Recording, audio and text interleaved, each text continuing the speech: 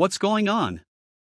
I asked, glancing around at their smug faces, each one carrying a look of satisfaction as they surrounded me. My in-laws leaned in, clearly relishing the moment, as if they had meticulously rehearsed this. Finally, one of them spoke up, their tone almost gleeful. We need to have a serious talk. I took a steadying breath, keeping my tone calm. All right, go on, I replied. My husband Edgar let out a deep sigh, his eyes avoiding mine.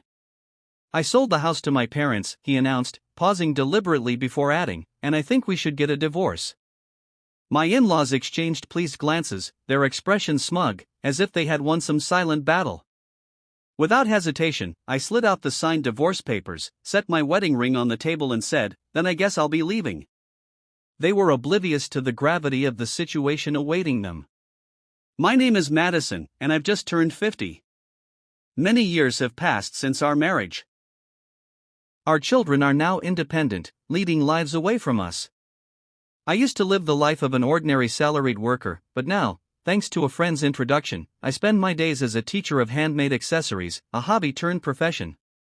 This new job has become a turning point in my life, bringing fulfillment through interactions with my students and the joy of every day. Some might have negative opinions about turning a hobby into a livelihood, but I am content. Edgar and I met by chance at the company where I used to work. He was employed at a client company at the time. As we started to meet, often through work-related social gatherings, our relationship deepened, and eventually, we chose to marry out of love. After 3 years of marriage, our family was blessed with a healthy, energetic boy. He graduated from a well-known university and is now happily married, living a prosperous life. However, despite our son's success, the relationship between Edgar and me became increasingly difficult over the years. My husband underwent a transformation, displaying changes in behavior. The once gentle and considerate Edgar became demanding, treating me like nothing more than a housemaid. His ever-changing demands and preferences became a source of trouble for me. Lately, he has been easily angered, blaming me for trivial things, with instances of verbal abuse on the rise. I've been wanting to escape this life and start anew, but I'm tied down by an unpaid mortgage. Despite this, Edgar quit his job without a clear reason and now spends his days lazing around the house. He hardly lifts a finger to help with daily chores, leaving me to manage everything on my own. The house we live in was recently rebuilt, and I funded it all. Managing the finances, I saved bit by bit for its reconstruction. It embodies my wishes and aspirations, a house I worked hard to build. I don't want it to fall into Edgar's hands if I leave. Beyond the mortgage issue, this house symbolizes my dreams, with features like the spacious kitchen reflecting my careful choices. Despite initial input from Edgar on the design, I covered all the costs and wanted my wishes to be respected. Facing challenges, the house eventually became a reality, fulfilling our dream. I experienced a profound sense of joy about our new home. However, the cost of construction significantly surpassed our initial estimates, compelling us to take on a much larger loan than anticipated. Accepting such a substantial loan in our 50s was unexpected, but the happiness our new home promised provided us with the energy to overcome this financial burden. On the flip side, Edgar appeared somewhat sulky, as his opinions and wishes were not well reflected in the house's design. He expressed discontent, considering it a waste of money. This is just unnecessary, like throwing money down the drain, he would grumble. Ignoring his complaints, I pressed on, and gradually he stopped talking to me, resorting to childish behaviors to provoke irritation. I wondered when this situation would end. A few months after moving into the new house, the doorbell rang unexpectedly.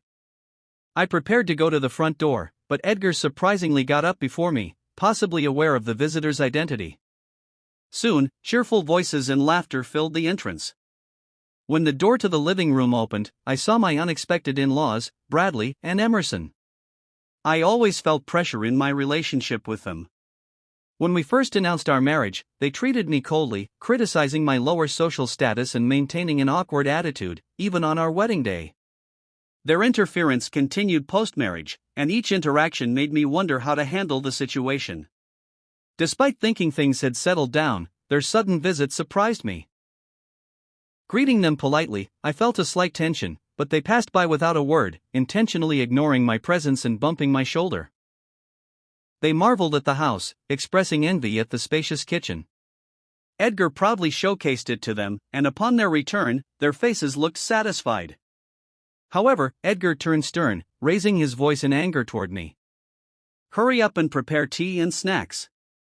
Overwhelmed, I hastily served them, but his parents seemed dissatisfied, commenting on the hospitality. "Is this the best you can offer?"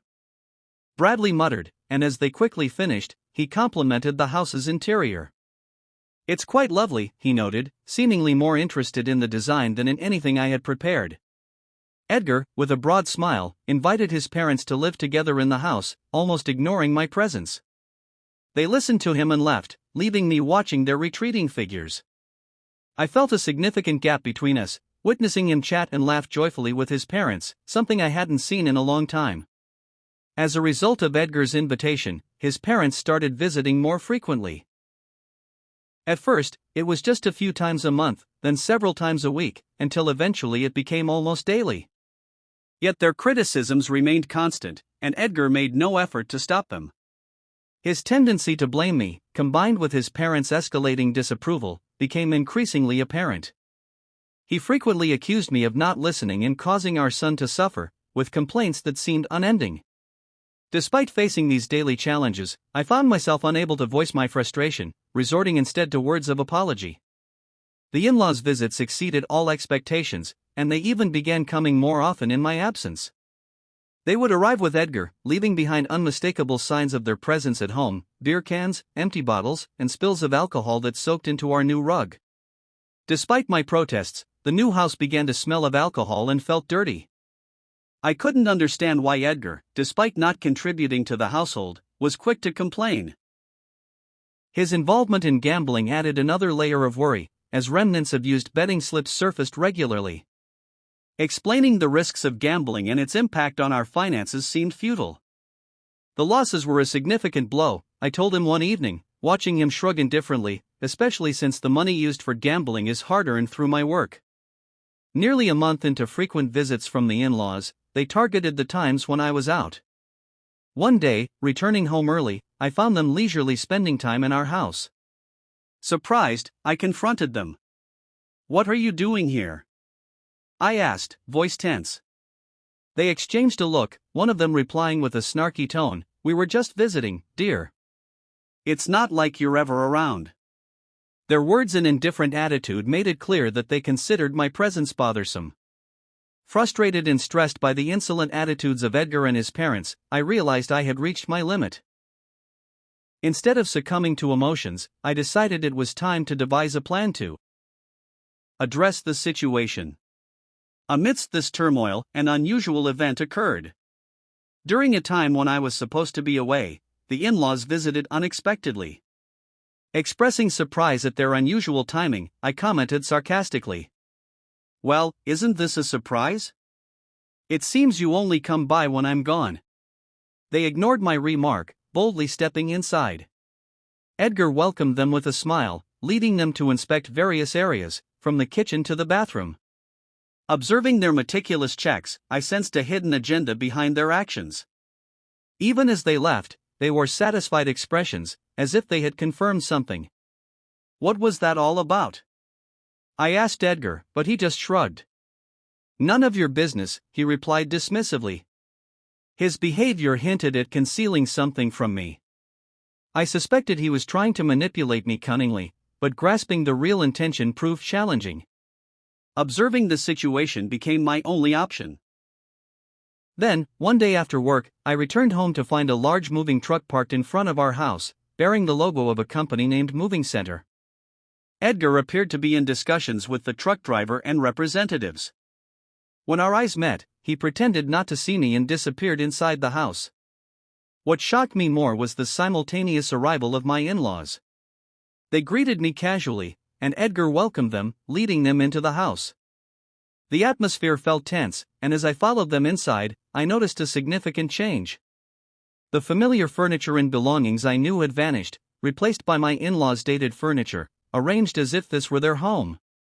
As I sat down on the sofa, they surrounded me with smirky smiles, conveying a sense of smugness. Their behavior indicated a pre-planned action, and though anxious, I decided to quietly wait and see what would unfold. "We need to talk," one of the in-laws finally said, their tone almost gleeful. Bracing myself, I responded with feigned calmness. "What is it?" Edgar sighed deeply, avoiding my gaze. "I sold the house to my parents." He looked at me, watching for a reaction as he added, "And I think we should get a divorce." His parents nodded in agreement, their smirky smiles suggesting they were trying to toy with me. Despite their revelation, I remained unfazed. Having anticipated their plan, I promptly signed the divorce papers, placed my wedding ring on the table, and declared, "I'll be leaving the house then." I had suspicions about the unnatural behaviors of Edgar and my in-laws, especially since their frequent visits when I wasn't home. To confirm my suspicions, I installed surveillance cameras around the house, synced with my smartphone. On the first day, I observed their daily conversations. However, one day, I stumbled upon footage where Edgar and his parents joyfully discussed selling the house. Shocked by this revelation, I decided to plan my next steps, searching for a new residence based on the information obtained from the surveillance cameras. I took the initiative to transfer the home loan from my name to Edgar's. If they planned to remove me from our home, I believed they should take over the mortgage payments and responsibilities. The monthly mortgage, amounting to $1,900, was paid from my hard-earned salary. Doubting that Edgar and his parents could afford this, I resolved not to provide any financial assistance. Free from the troublesome relationship, I moved to my new, well-arranged home with new furniture, ready to embark on a new chapter in my life. On my day off, I relished the prospect of thorough rest, sleeping in past noon. Just as I was about to doze off again, the doorbell abruptly rang. To my surprise, Edgar and his in-laws stood at my doorstep, uninvited. "What are you doing here?" I demanded, blocking their entrance. They barged past me without answering, spreading out a document in front of me. "You changed the name on the house loan without our permission," Edgar accused, his tone indignant. Expressing disbelief at their sudden appearance, I replied, "Yes, I did. After all, you wanted me out, didn't you?" They were shocked, claiming they were currently unemployed and couldn't afford the high monthly loan. Edgar, his frustration evident, shouted, "We can't pay that amount." Attempting to enlighten them on the consequences of defaulting, I explained, "If you don't pay, the interest and fees will increase the final payment, and the bank doesn't care about your situation." Edgar initially seemed skeptical, but after searching for information online, his expression turned to one of shock and distress. "What are we going to do?" his mother muttered, her face pale. I shrugged, keeping my tone neutral. "Maybe look for a job. It's time for a fresh start," I concluded. Their faces grew even paler as they realized the seriousness of the situation. They admitted to having no savings or assets, with Edgar burdened by substantial gambling debts and no stable income. Frustrated, they pleaded for understanding and assistance, emphasizing the years we spent together. "We've been through so much," Edgar added, trying to sound sincere. Unmoved by their pleas, I shut the door saying, "I'm done. You made your choice." Frustrated, they reported me to the police, leading to their removal from my property. Eventually, due to financial constraints, they relocated to a more affordable apartment on the outskirts of town. Edgar secured a part-time job, supporting his family with that income. Meanwhile, my life remained unchanged, and I focused on my job. In my free time, I started a blog on handmade crafts, gaining attention and doubling my monthly income. Requests for me to serve as an instructor for workshops and courses increased. I had no thoughts of remarrying and planned to navigate life independently. One day, I found an old household account book from the early days of my marriage, bringing back memories of our financial struggles. With a sense of resolve, I decided to build a new happiness on my own, placing the account book back on the shelf.